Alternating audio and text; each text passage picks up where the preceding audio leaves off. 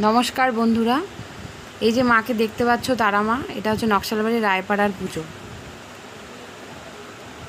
আর এই যে সবাই মিলে বেরিয়ে পড়েছি জল ভরতে, খুব আনন্দ হচ্ছে। সবাই লাল শাড়ি পরেছে, মানে লাল থাকতেই হবে শাড়িতে। এই যে আমার সামনে যে যাচ্ছে এটা হলো আমার মাসি, মাথায় ঘট নিয়েছে। এই এটা হচ্ছে 3 নম্বর মানে 3য় নম্বর পুজো।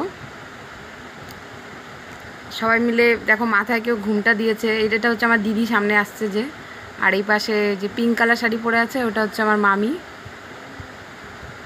এখন ঘরটা মাজা হয়ে গেছে, এখন এই পুরোহিত মন্ত্র বলছে, তো জলটা মাথায় তুলতে হবে।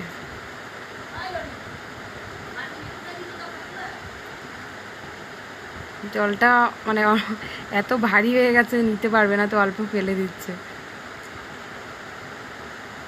পুরোহিত মন্ত্র বলে এটা দিল তুলে উপরে।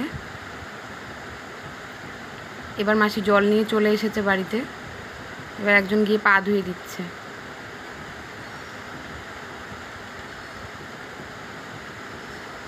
এবার মাসি আস্তে আস্তে প্রবেশ করছে।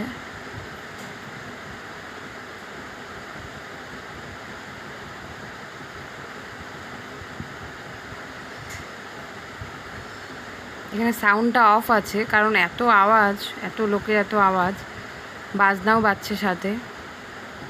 কেউ বা উলু দিচ্ছে, কেউ বাজনা বাজছে, ঢাক বাজছে, কারণ ঘরটা বসবে। এই যে দেখতে পাচ্ছ এটা হচ্ছে রিপোর্টার এসেছে, প্রত্যেকবারই আসে, এটা 3 নম্বর পুজো। এই যে লাল শালু পরা দেখতে পাচ্ছ এটা হচ্ছে বিভাস দা। এই যে লাল শালু পরা দেখছো এটা হচ্ছে বিভাস দা, তারাপীঠের মাকে পুজো করে। আর এই লাল শালু পরা আরও দেখো দেখতে পাচ্ছ, এরা সবাই তারা মাকে পুজো করে, ওখানে সাথেই থাকে। আর এখানে পা ধোয়ানো হচ্ছে তারা মায়ের চরণগুলো সবাই ধুয়ে ধুয়ে এখানে দক্ষিণা দেয়। লাইন দিয়ে দাঁড়িয়ে আছে সবাই, কে কার আগে পুজো করবে। মানে এর পরের ভিডিওতে দেখাবো কিভাবে মার পুজো করা হলো, আর কি কি খাওয়ানো হলো, কিভাবে যজ্ঞটা করা হলো, সবই দেখাবো পরের ভিডিওতে।